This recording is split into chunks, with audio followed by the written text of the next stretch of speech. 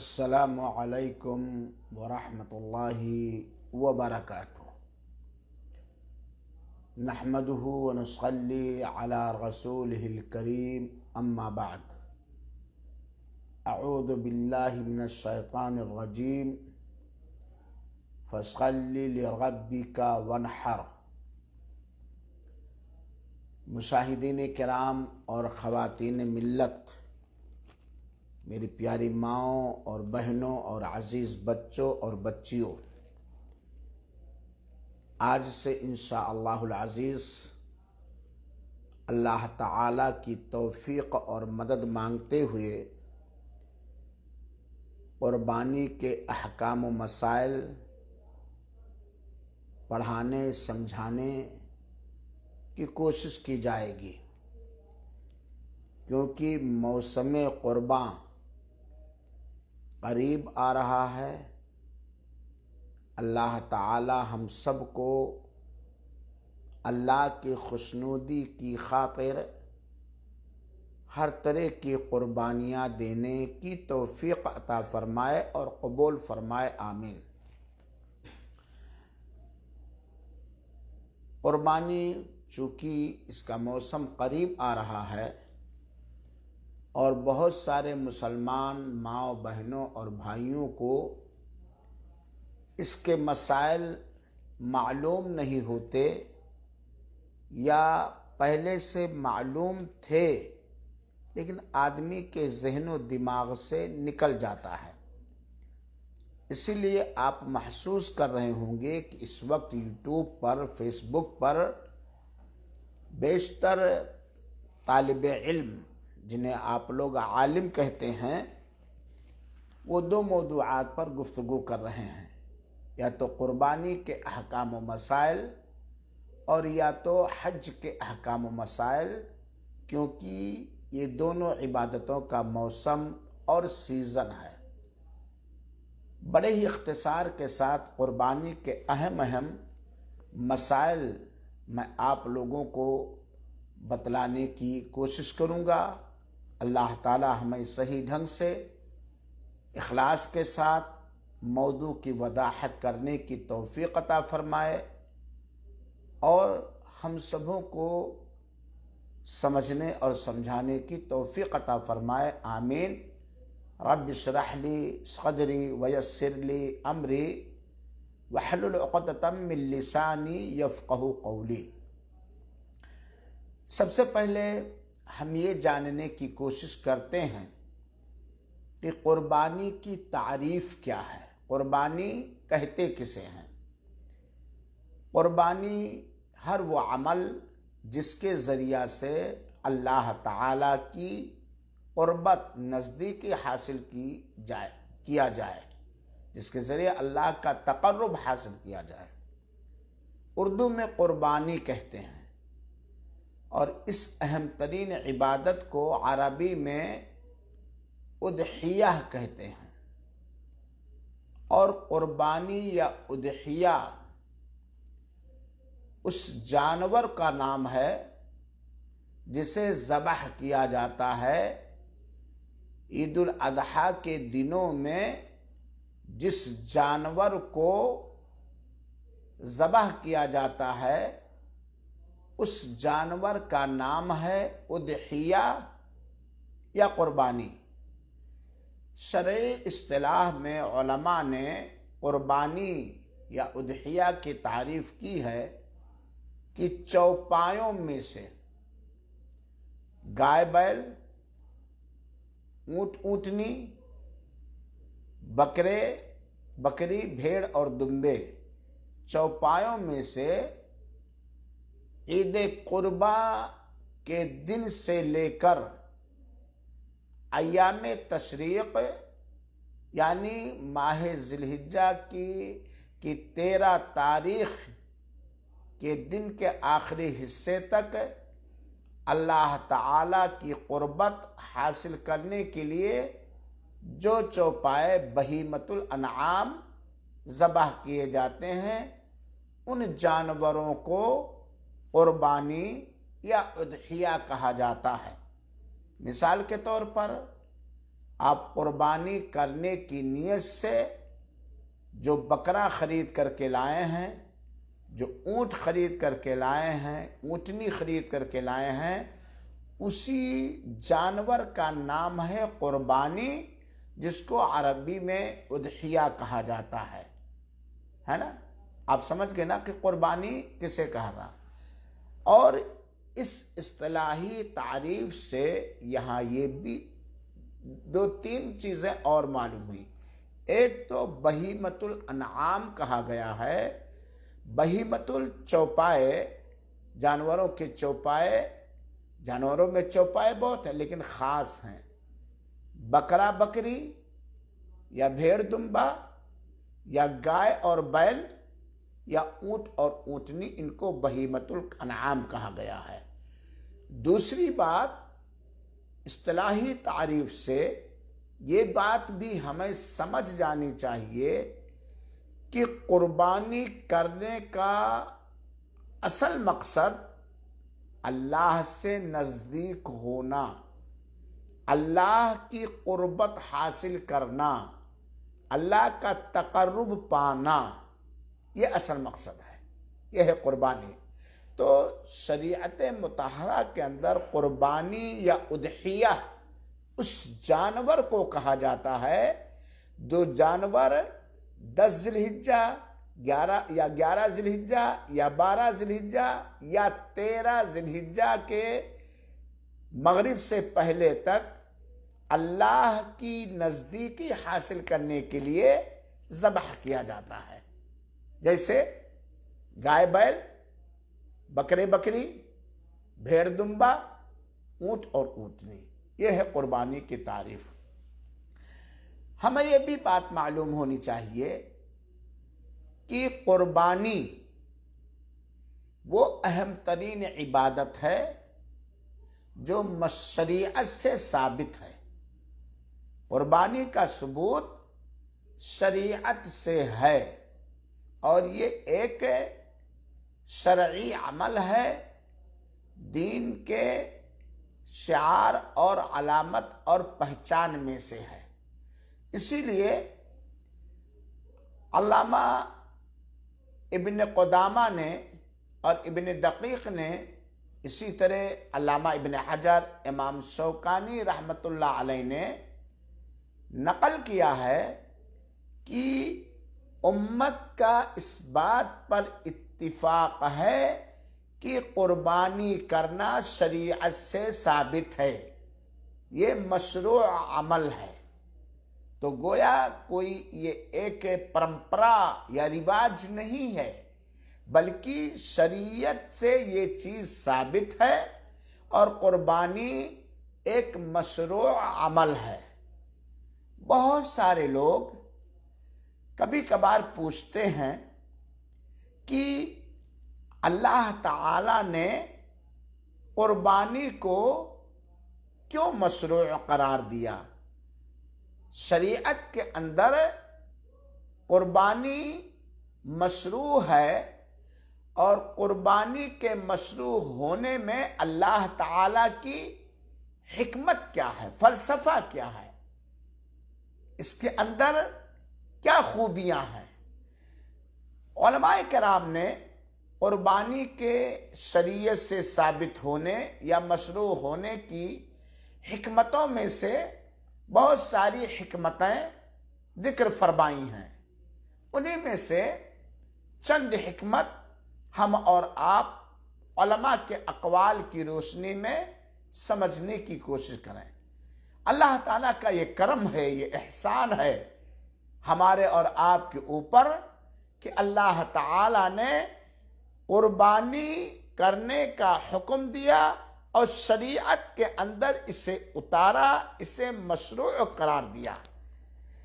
قربانی کے مشروع ہونے کی بہت ساری حکمتیں ہیں، علماء کرام نے بیان کیا ہے۔ سب سے پہلی حکمت کہ زندگی جیسی عظیم ترین بہت بڑی نعمت پر اللہ تعالیٰ کا شکر ادا کرنا۔ اللہ تعالیٰ نے ہمیں اور آپ کو زندہ رکھا ہے، جبکہ ہمارے کتنے متعلقین قبرستان کے باشندے بن چکے ہیں۔ یہ جو قیمتی زندگی اللہ تعالیٰ نے عطا کی ہے، اس زندگی کے نعمت کا شکریہ ادا کرتے ہوئے قربانی کرنا چاہیے۔ یہ ایک حکمت ہے۔ قربانی کے مشروع ہونے کی دوسری حکمت ہے، سیدنا ابراہیم خلیل اللہ امام التوحید جو اولو العزم رسولوں میں سے تھے، سیدنا ابراہیم علیہ السلام کی سنت کو زندہ کرنا، بلند کرنا۔ کون سی سنت؟ جب اللہ تعالی نے انہیں آسمان سے اسماعیل علیہ السلام کے بدلے دمبا دیا، اور حضرت ابراہیم علیہ السلام نے 10 ذی الحجہ کو آسمان سے اترے ہوئے دمبے کو ذبح کیا حضرت اسماعیل علیہ السلام کے بدلے۔ وہ پورا واقعہ مسلمانوں کو سمجھنا چاہیے کہ حضرت ابراہیم علیہ السلام اور سیدنا اسماعیل علیہ السلام کی کتنی آزمائشیں ہوئیں۔ اللہ تعالیٰ نے خواب میں دکھایا تھا کہ تم ابراہیم کو ذبح کر دو، اور اس خواب میں حضرت اسماعیل کو ذبح کر دو، اور اس خواب میں حضرت ابراہیم پورے اترے۔ تو حضرت ابراہیم علیہ السلام کی اس سنت کو زندہ رکھنا، جب اللہ تعالی نے انہیں حضرت اسماعیل کے بدلے ایک دمبا دے کر اسے قربانی کے دن 10 ذی الحجہ کو ذبح کرنے کا حکم دیا، کیوں؟ تاکہ ایک مسلمان جو قربانی کر رہا یا نہیں کر رہا، ایک مسلمان مرد اور عورت سیدنا ابراہیم علیہ السلام اور ان کے لاڈلے بیٹے حضرت اسماعیل علیہ السلام کے صبر کو یاد کریں،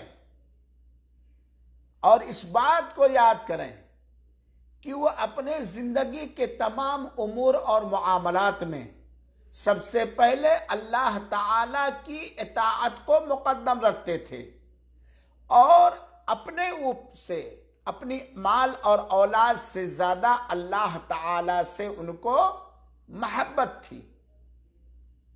یہ اس قربانی کے موقع پر بلکہ ہمیشہ مسلمان مومن لوگ اس بات کو یاد رکھیں، ذہن و دماغ میں بٹھائے رکھیں کہ حضرت ابراہیم علیہ السلام نے اللہ کی اطاعت و بندگی میں ساری چیزوں کی محبتوں کو اللہ کی محبت سے نیچے کرنے میں، ساری چیزوں کی محبت پر اللہ کی محبت کو مقدم کرنے میں حضرت ابراہیم علیہ السلام اور حضرت اسماعیل علیہ السلام نے کتنا صبر کیا۔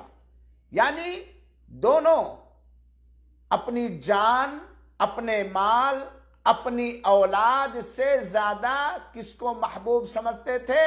اللہ تعالیٰ کو اور اس کے حکم کو۔ ظاہر سی بات ہے، جب ایک مسلمان مرد اور عورت سیدنا ابراہیم علیہ السلام اور سیدنا اسماعیل علیہ السلام کے صبر کو یاد کرے گا کہ اللہ کی اطاعت و فرما برداری میں، اللہ کو راضی کرنے میں، اللہ کے حکم کو بجا لانے میں کس طرح ان لوگوں نے صبر کیا، کس طرح باپ تیار ہے بیٹے کے گلے پر چھری چلانے کے لیے، اور بیٹا بھی اللہ کی راہ میں ذبح ہونے کے لیے تیار ہے۔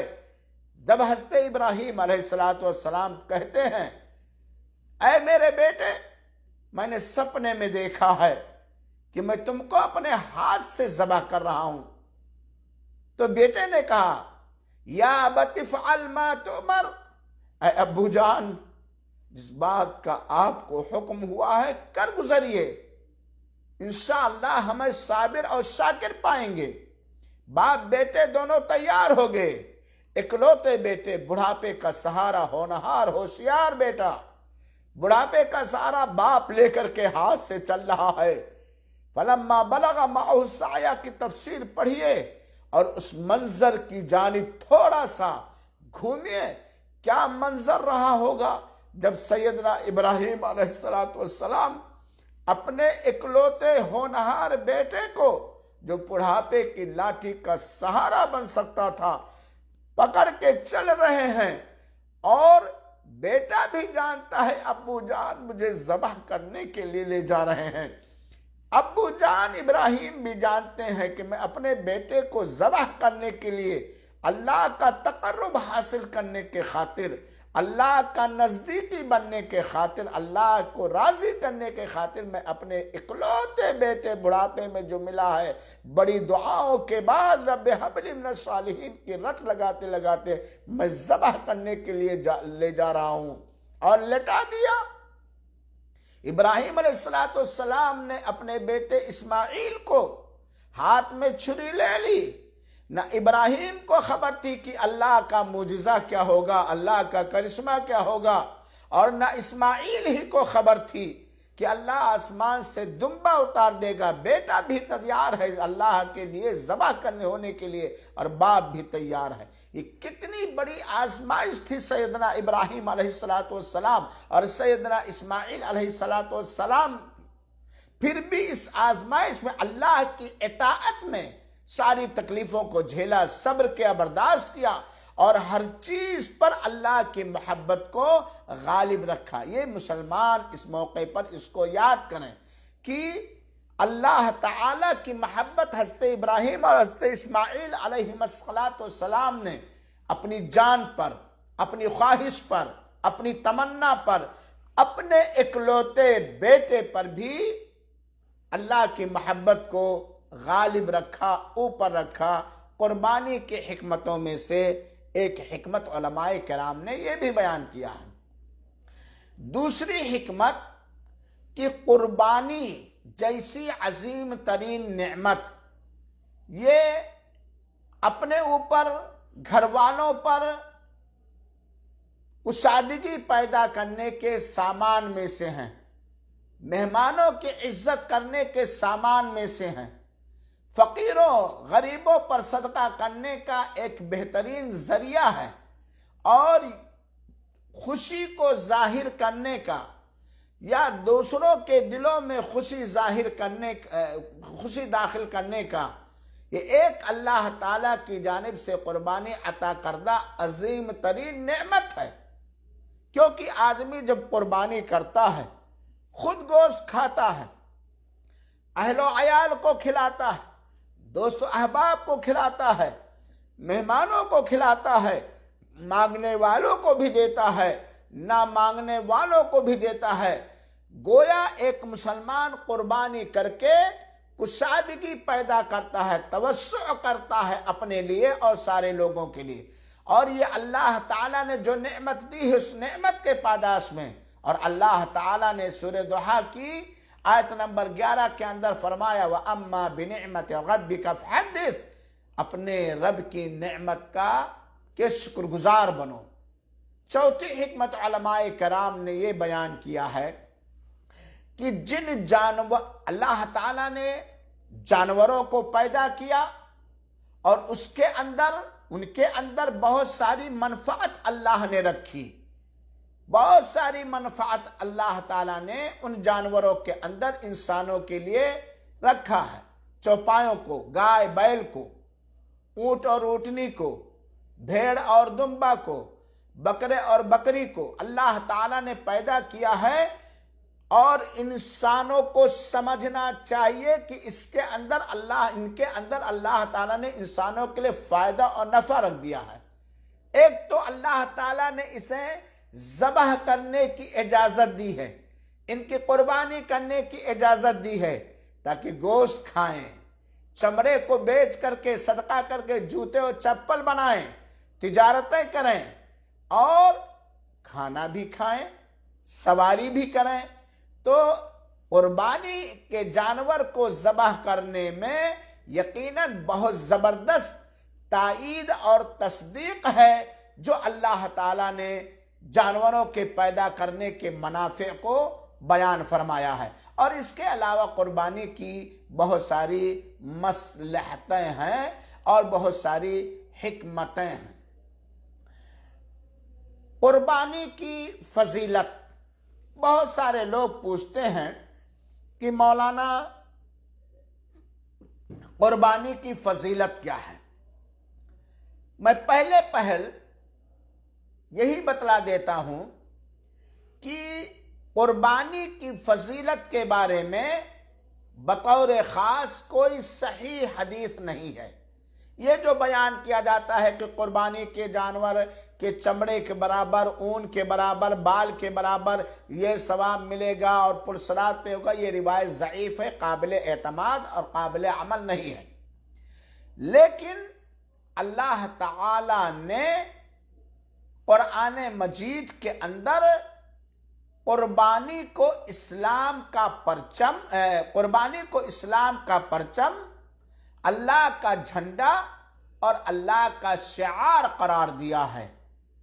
قربانی کی فضیلت یہ ہے کہ قربانی یہ اللہ تعالی کا علم ہے، پرچم ہے، جھنڈا ہے، شعار ہے، جیسا کہ اللہ تعالی نے سورہ حج کی آیت نمبر 32 کے اندر بیان فرمایا، ذَلِكَ وَمَنْ يُعَظِّمْ شَعَائِرَ اللَّهِ فَإِنَّهَا مِن تَقْوَى الْقُلُوبِ۔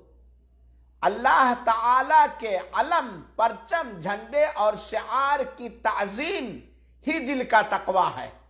قربانی سورہ حج کے اندر اللہ تعالیٰ نے بتایا، گویا قربانی اسلام کا ایک پرچم ہے، اسلام کا ایک شعار ہے، اسلام کا ایک جھنڈا اور علم ہے، جس کا احترام کرنا، سنت نبوی کے مطابق بجا لانا، یہ دل کا تقوی ہے، دل کی پرہیزگاری ہے۔ تو گویا قربانی یہ اللہ تعالی کا شعار ہے، ذَلِكَ وَمَنْ يُعَظِّمْ شَعَائِرَ اللَّهِ، یہ اللہ کا شعار ہے، اللہ کا پرچم ہے، اللہ کا جھنڈا ہے اور اللہ کے معالم میں سے ہیں۔ دوسری چیز، آپ حدیث آپ سنیں، اللہ کے رسول اکرم صلی اللہ علیہ وسلم، اور اسی کے علاوہ ہمیں اور آپ کو یہ بات بھی معلوم ہونی چاہیے کہ قربانی یہ اسلامی شعائر میں سے ایک شعار ہے۔ علامہ ابن تیمیہ رحمۃ اللہ علیہ نے بڑی پیاری بات کہی ہے قربانی کے سلسلے میں، اور یہ ہے کہ یہ اسلامی پرچم، قربانی اسلامی شعار، یہ بہت ہی عظیم پرچم ہے، جسے الحمدللہ اللہ کے فضل اور اس کی توفیق سے پوری دنیا کے اندر اللہ والے، اللہ کے پر ایمان لانے والے، اللہ کے دین کو تسلیم کرنے والے اسے پوری دنیا کے اندر بجا لاتے ہیں، پوری دنیا کے اندر، اور قیامت تک انشاءاللہ العزیز یہ اسلامی شعار زندہ رہے گا انشاءاللہ العزیز۔ یہ اتنا بڑا شعار اور پرچم ہے۔ علامہ ابن تیمیہ رحمۃ اللہ علیہ نے ذکر کیا ہے، علامہ ابن تیمیہ رحمۃ اللہ علیہ نے، کہ دیکھیے قربانی یہ اللہ کا پرچم ہے اور کتنا اہم ہے، کتنا اہم ہے۔ اللہ تعالیٰ نے قربانی کو قرآن مجید کے اندر نماز سے جوڑ کر ذکر کیا ہے۔ پہلے نماز کا ذکر کیا، فوراً قربانی کا ذکر کیا۔ نماز بہت عظیم ترین عبادت ہے اور شعائر اسلام میں سے ہے۔ اللہ تعالیٰ نے قرآن مجید کے اندر صلاۃ یعنی نماز کے ساتھ قربانی کو ذکر کیا ہے۔ چنانچہ سورہ انعام آیت نمبر 162 اور 63 ہم اور آپ پڑھیں، اللہ تعالیٰ نے کیا فرمایا ہے، اِنَّ صَلَاتِي وَنُسُكِي وَمَحْيَايَ وَمَمَاتِي لِلَّهِ رَبِّ الْعَالَمِينَ، یقیناً ہماری نماز و نسکی اور ہماری قربانیاں یا ہماری ساری عبادت، نسک کا ترجمہ قربانی بھی کیا گیا ہے، یقیناً ہماری نماز اور میری قربانی اور میری زندگی اور میری موت، اس کے بعد کے سارے معاملات للہ، اللہ تعالی ہی کے لیے ہے، جو پورے جہان والوں کا پالن ہار اور رب ہے۔ تو یہ قربانی اسلام کا شعار ہے، یہ قربانی کی فضیلت ہے کہ اللہ تعالیٰ نے نماز جیسی اہم عبادت کے ذکر کرنے کے فوراً بعد قربانی کو ذکر کیا ہے۔ اور اسی طریقے سے قربانی اللہ کے اوامر میں سے ایک امر ہے، اللہ کے احکام میں سے جن کاموں کے کرنے کا اللہ تعالیٰ نے حکم دیا ہے ان میں سے ایک عمل قربانی بھی ہے۔ اور پڑھیے سورہ کوثر کی آیت نمبر 2، فَصَلِّ، یہاں بھی نماز کے ساتھ اللہ تعالیٰ نے ذکر کیا، فَصَلِّ لِرَبِّكَ وَانْحَرْ، تم اللہ تعالیٰ ہی کے لیے نماز پڑھو اور اللہ تعالیٰ ہی کے لیے قربانی کرو۔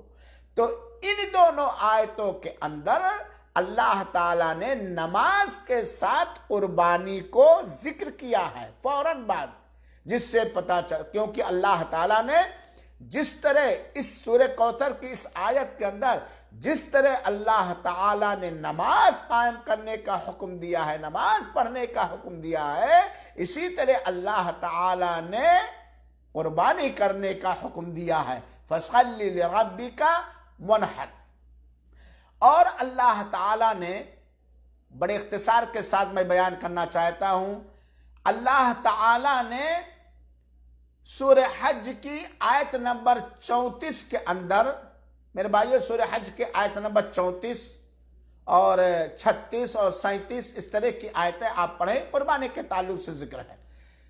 اللہ تعالیٰ نے سورہ حج کی آیت نمبر 34 کے اندر بیان فرمائے، وَلِكُلِّ أُمَّةٍ جَعَلْنَا مَنْسَكًا، ہم نے ہر امت کے لیے قربانی بنایا ہے، ہم نے ہر امت کے لیے قربانی بنایا ہے تاکہ وہ اللہ تعالیٰ کی جانب سے دیے ہوئے چوپایوں پر اللہ کا نام ذکر کریں، فَإِلَٰهُكُمْ إِلَٰهٌ وَاحِدٌ، تمہارا ایک ہی معبود برحق ہے۔ یہ سورہ حج، گویا سورہ حج کے اندر بھی اللہ تعالیٰ نے فرمایا کہ ہم نے ہر امت کے لیے قربانی بنایا ہے۔ یہاں بھی قرآن میں قربانی نسک کا معنی قربانی بھی ہے، یہ ذکر فرمایا۔ اسی طرح اللہ تعالیٰ نے سورہ حج کی آیت نمبر 36 کے اندر فرمایا، وَالْبُدْنَ جَعَلْنَاهَا لَكُمْ مِنْ شَعَائِرِ اللَّهِ لَكُمْ فِيهَا خَيْرٌ، یہ موٹا تگڑا اونٹ، موٹے تگڑے اونٹ، بعض علماء نے کہا کہ سارے قربانی کے جانور جو موٹے ہوں ان کو بھی کہا جا سکتا ہے، لیکن خاص طور پر عرب اس کا اطلاق جو ہے، بدنہ کا اطلاق اونٹ پر کرتے ہیں۔ یہ موٹے تگڑے اونٹ تمہارے لیے اللہ تعالیٰ کے پرچم میں سے ہیں۔ قربانی کا جانور جو موٹا تگڑا اونٹ ہوتا ہے، اللہ کا تقرب حاصل کرنے کے لیے اہل ایمان قربان کرتے ہیں، اس کو اللہ تعالیٰ نے کہا من شعائر اللہ، اللہ کے علم، پرچم اور جھنڈے میں سے ہے۔ تو قربانی کو اللہ تعالیٰ نے جو اونٹ کی شکل میں کیا جاتا ہے اس کو اللہ تعالیٰ نے کیا کہا ہے؟ پرچم کہا، لا من شعائر اللہ، یہ قربانی کی فضیلت ہے۔ اور اسی طریقے سے اللہ تعالیٰ نے سورہ حج کی آیت نمبر 37 کے اندر بیان فرمایا، لَن يَنَالَ اللَّهَ لُحُومُهَا وَلَا دِمَاؤُهَا وَلَكِنْ يَنَالُهُ التَّقْوَىٰ مِنْكُمْ۔ اس میں قربانی کا مقصد اللہ بتا کہ اللہ تعالیٰ کو قربانی کے جانوروں کا گوشت اور پوست قطعاً نہیں پہنچتا، لیکن اللہ تعالیٰ تک تمہارے دلوں کا تقوی پہنچتا ہے۔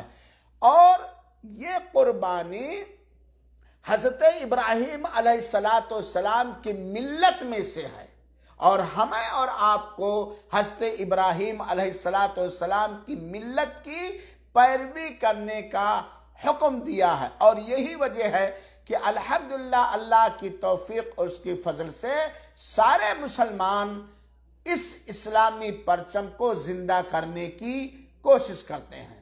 چنانچہ یہ قربانی کی فضیلت کے اسلام کا علم ہے، پرچم ہے، شعار ہے۔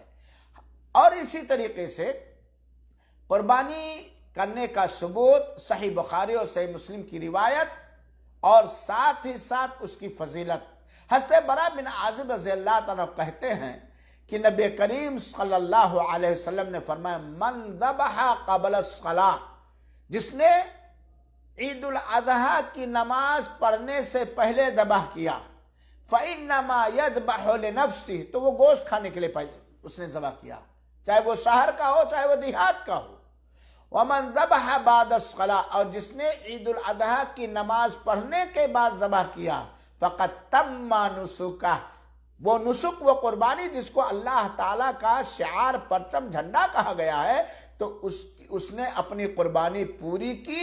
وَأَصْحَابَ سُنَّةَ الْمُسْلِمِينَ، اور مسلمانوں کی سنت کو اس نے پا لیا۔ یہ صحیح بخاری اور صحیح مسلم کی روایت ہے۔ تو اس سے بھی قربانی کی فضیلت، یہ مسلمانوں کی سنت ہے، اور یہ بھی نماز کے بعد لگی ہوئی ہے، یعنی عید الاضحیٰ کی نماز پڑھنے کے بعد ہی قربانی کرنی ہے۔ تیسری چیز، یقیناً اللہ تعالی کے لیے ذبح کرنا اللہ کی قربت حاصل کرنے کے ذرائع اور اسباب میں سے سب سے اہم ذریعہ قربانی ہے، اور یہ قربانی عبادات میں ایک عظیم ترین عبادت ہے، اور قربانی اللہ تعالیٰ کے ہاں بہت ہی محبوب عبادت ہے۔ اسی لیے اللہ تعالیٰ نے قرآن مجید کی جو آیتیں میں نے ذکر کیا، بہت ساری جگہوں پر قربانی کو نماز کے ساتھ ذکر کیا ہے، قربانی کو نماز کے ساتھ ذکر کیا ہے۔ یہ قربانی کی شان کو، اس کے مقام کو، اس کی بلند و بالا حیثیت کو، اس کی عظمت کو اجاگر کرنے کے لیے۔ تو یہ قربانی کی فضیلت کے بارے میں یہ حکمتیں ہوئیں یا فضیلت ہوئی۔ یہاں ایک بات اور جان لیجئے کہ قربانی کا شرعی حکم کیا ہے، یعنی کیا یہ اسلام کا رکن ہے، یا فرض اور واجب ہے، یا سنت مؤکدہ ہے، یا عام سنت ہے۔ علماء کرام کے اس سلسلے میں مختلف اجتہادات ہیں۔ جمہور علماء، مالکیہ اپنے مشہور قول میں، شافعیہ اور حنابلہ اور ظاہریہ کی دو روایت، اور امام ابو یوسف کی بھی ایک روایت ہے، اور اکثر اہل علم کا یہ کہنا ہے کہ قربانی یہ سنت مؤکدہ ہے، ایسی سنت ہے جس پر اللہ کے رسول اکرم صلی اللہ علیہ وسلم نے زبردست تاکید کی ہے، زور دی ہے۔ مغنی جلد نمبر 13 صفحہ نمبر 360۔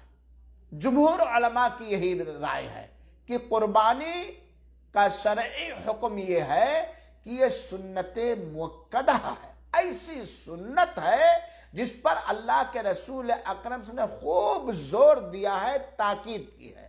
اگرچہ کچھ علماء نے کہا ہے کہ قربانی کرنا واجب ہے، امام ابو حنیفہ رحمۃ اللہ علیہ کے نزدیک قربانی کرنا واجب ہے، اور امام مالک کی بھی یہی ایک رائے ہے۔ لیکن سارے قرائن اور دلائل کو دیکھنے کے بعد صحیح بات یہی ہے کہ قربانی کرنا سنت مؤکدہ ہے، ایسی سنت ہے جس پر شریعت نے تاکید کی ہے، زور دی ہے، اور فرض اور واجب نہیں ہے، اور قربانی کرنے کے لیے شریعت نے کوئی نصاب متعین نہیں کیا ہے۔ آج ہی ایک بھائی نے بھیجا کہ مولانا یہ دیکھو انڈیا کے بادشاہ پتا کہ جو 7.5 تولہ سونا کا مالک ہو وہ قربانی کرے۔ قربانی کے لیے، فطرہ ادا کرنے کے لیے اسلام نے کوئی نصاب، سیما یا لمٹ متعین نہیں کیا ہے۔ قربانی اسلامی شعار میں سے ہے، اور قربانی کرنا سنت مؤکدہ ہے، یہی جمہور علماء کی رائے ہے اور یہی راجح ہے۔ دلیل کیا ہے کہ سنت مؤکدہ ہے، اس کو ہم لوگ سمجھ جائیں، اس پر کوئی نصاب نہیں ہے۔ حضرت ام سلمہ رضی اللہ تعالی عنہا سے مروی ایک روایت، جو روایت صحیح مسلم کی حدیث نمبر 1977 ہے۔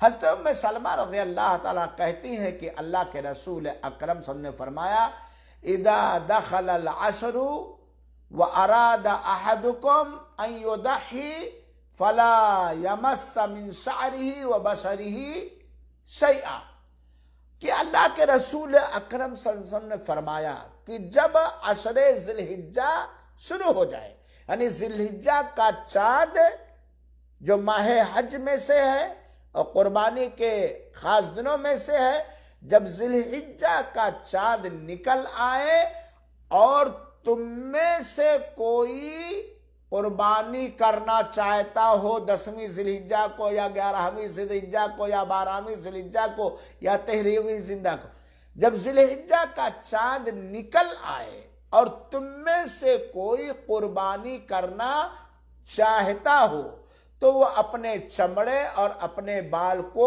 ذرہ برابر بھی نہ کاٹے۔ اس حدیث سے جن علماء نے کہا ہے کہ قربانی فرض اور واجب نہیں ہے بلکہ سنت موقدہ ہے، دلیل یہ ہے کہ یہاں اللہ کے رسول اکرم صلی اللہ علیہ وسلم نے قربانی کو چاہت پر چھوڑ دیا ہے، کیونکہ تم میں سے جو قربانی کرنا چاہے تو ذی الحجہ کا چاند نکلنے کے بعد اپنے چمڑے اور بال ناخن وغیرہ نہ کاٹے۔ تو یہاں اللہ کے رسول اکرم صلی اللہ علیہ وسلم نے کہا جو تم میں سے قربانی کرنا چاہے، گویا قربانی کو معلق کر دیا ہے چاہت پر، ارادہ پر۔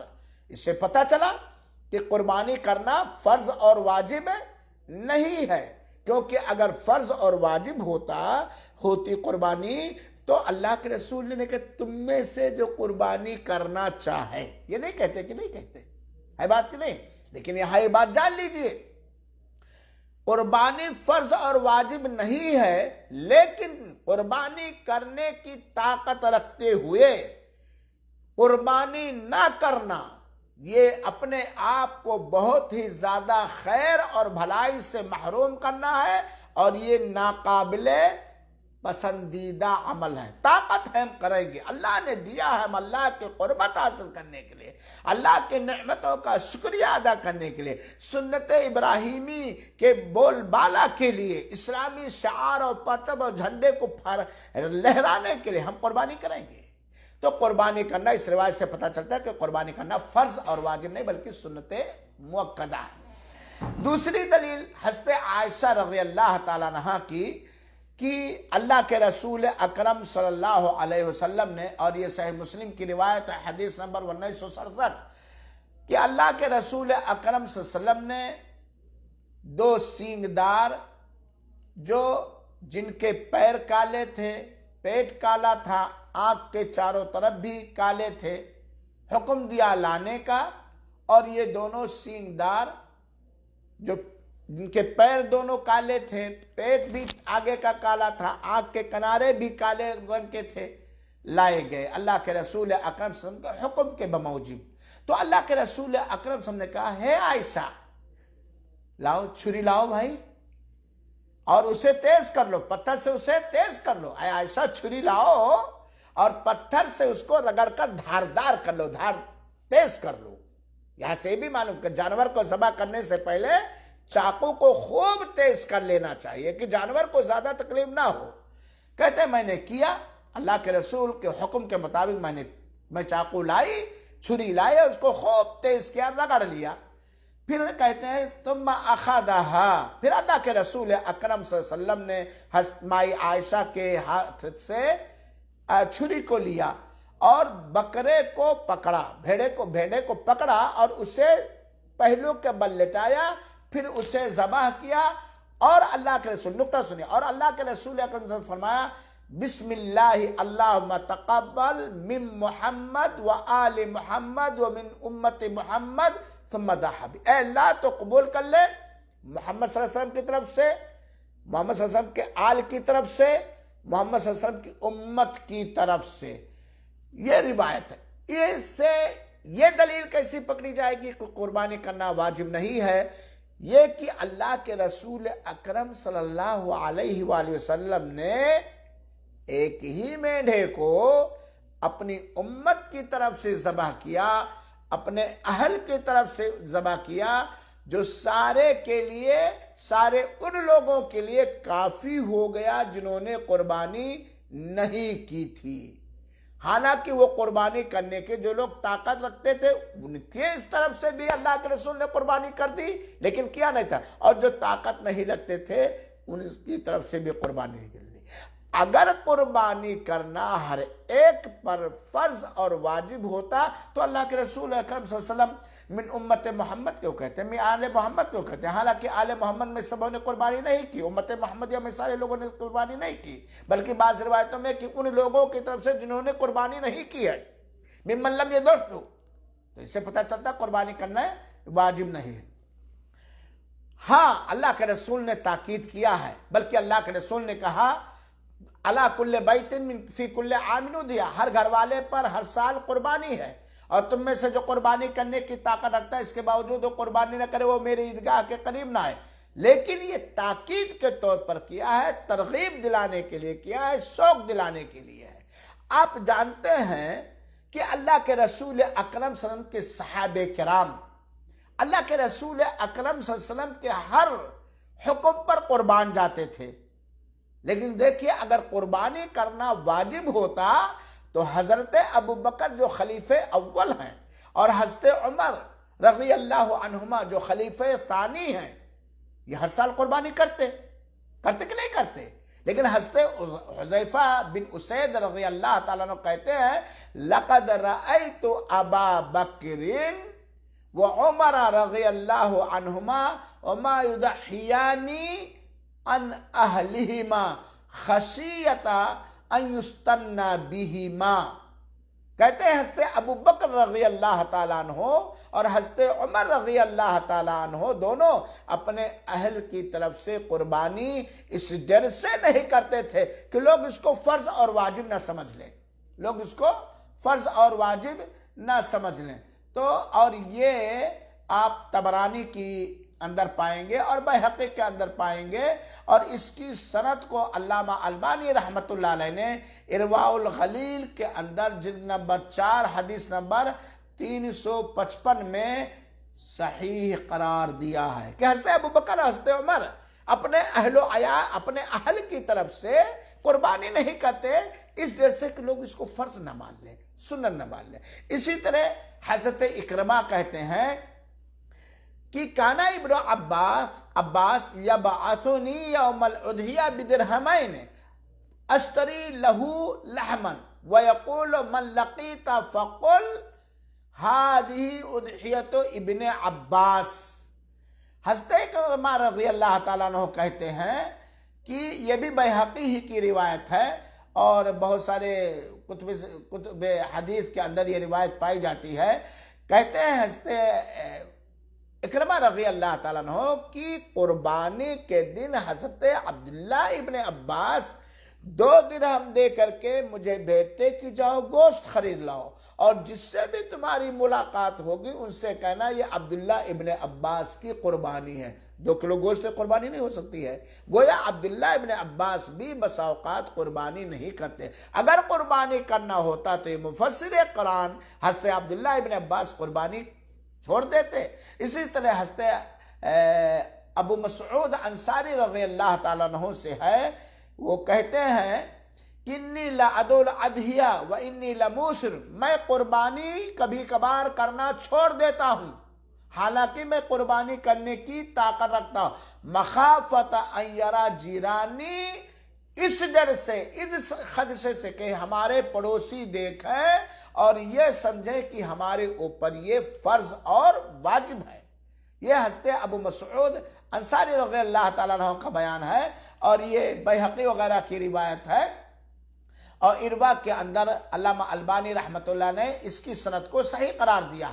حضرت عبداللہ ابن مسعود جیسے جلیل القدر صحابی کہتے ہیں کہ میں بسا اوقات قربانی کی طاقت رکھنے کے باوجود میں قربانی نہیں کرتا تھا کہ میرے پاس پڑوس والے یہ نہ سمجھ لیں کہ یہ فرض اور واجب ہے، یہ فرض اور واجب ہے۔ لہذا میرے بھائیوں ساتھیوں، صحیح بات یہ علم دینے کے لیے میں نے کہا بتلایا ہے، صحیح بات یہ ہے کہ قربانی کرنا سنت مؤکدہ ہے، فرض اور واجب نہیں۔ لیکن یاد رہے، کیا آپ ہر کام فرض ہی کرتے؟ اللہ کے تقرب حاصل کرنے کے لیے، اللہ کا نزدیکی بننے کے لیے، اللہ کو راضی کرنے کے لیے ظہر کی سنتیں آپ پڑھتے کہ نہیں پڑھتے؟ عصر کی سنتیں آپ پڑھتے کہ نہیں پڑھتے؟ چاشت کی نمازیں آپ پڑھتے کہ نہیں پڑھتے؟ ایک بار عمرہ کر لیے ہیں دوبارہ عمرہ کرتے کہ نہیں کرتے؟ ایک بار حج کے لیے ہیں دوبارہ حج کرتے کہ نہیں کرتے؟ یہ کہ سنتیں موقع کریں نہیں، ایسی سنت ہے، ایسی زوردار سنت قربانی کہ جس کو طاقت رکھنے کے باوجود نہ کرنا ناپسندیدہ عمل ہے، ناپسند۔ لہذا ہم میں سے جو شخص قربانی کرنے کی طاقت رکھتا ہے، حلال مال سے وہ قربانی اخلاص نیت کے ساتھ کرے۔ یہ قربانی کے سلسلے میں چند احکام و مسائل ہوئے، باقی باتیں انشاءاللہ العزیز کل ہوں گی۔ اللہ تعالیٰ سے دعا ہے کہ رب العالمین ہمیں اپنے سے قریب کرنے کے لیے ہر قربانی دینے کی توفیق عطا فرما، اور بطور خاص عید الاضحیٰ کی قربانی دینے کی اخلاص کے ساتھ حلال کمائی سے خرید کر یا پال کر جانوروں کی قربانی دینے کی توفیق عطا فرما، اور اللہ تعالی ہم سب کی قربانیوں کو قبول فرما لے۔ اللہ رب العالمین ہم سب تیرے کمزور بندے ہیں، اس طرح تیری اطاعت و بندگی نہیں کر پاتے ہیں، اس طرح تیرا حق نہیں ادا کر پاتے ہیں جس طرح تیری اطاعت کرنی چاہیے، تیرا حق ہے، اور نہ ہی ہم ظالموں کا مقابلہ کر سکتے ہیں۔ اے اللہ تو قربانی جیسے پرچم کو ہمیشہ زندہ اور پائندہ رکھ، اور جس طرح مسلمان بڑھ چڑھ کر قربانیاں کرتے ہیں ایسے فرض اور واجب عبادتوں کا پابند بنا دے، اور جس طرح تو نے کہا فَصَلِّ لِرَبِّكَ وَانْحَرْ، اپنے رب ہی کے لیے نماز پڑھو، اپنے رب ہی کے لیے قربانی کرو۔ سارے مسلمان مردوں اور عورتوں کو توحید سکھا دے، اور حضرت ابراہیم علیہ السلام کی سنت کو زندہ کرنے کے لیے جو ہمارے مسلمان بھائی بہن قربانیاں کرتے ہیں، وہ حضرت امام التوحید، توحید کے امام کی اس چیز کو بھی لوگوں کو سمجھا دے کہ توحید کو اپنا لیں، شرک سے دور رہیں، توبہ کریں۔ اے اللہ تعالی وہ لوگ جو اسلام کے اس شعار کو زندہ کرنے میں روڑا بنتے، انہیں ہدایت دے۔ ہمارے لیے ان سارے جانوروں کی قربانیاں آسان فرما دے جن جانوروں کی قربانیاں دینے کی تو نے اجازت دی ہے۔ اے اللہ ان جانوروں کا رب بھی تو ہی ہے، ہمارا بھی رب تو ہی ہے، اور ان ظالموں کا رب بھی تو ہی ہے جو تیرے اس پرچم کو زندہ کرنے کے لیے اپنی طرف سے قانون بناتے ہیں، اور تیری ایک جانور جیسی مخلوق کو تیرے برابر قرار دیتے ہیں۔ ان کو ہدایت دے مولا، قربانیاں کرنے والا بنا، قربانیوں کے تقاضوں کو پوری کرنے والا بنا، اور اس عبادت کو بصد اخلاص اور ساری عبادتوں کو بصد اخلاص ادا کرنے کی توفیق عطا فرما اور قبول فرما، آمین۔ والسلام علیکم ورحمۃ اللہ وبرکاتہ، وجزاکم اللہ خیرہ۔ باقی قربانی سے متعلق باتیں انشاءاللہ العزیز کل اسی وقت بیان کرنے کی کوشش کروں گا۔ اللہ توفیق عطا فرمائے، آمین۔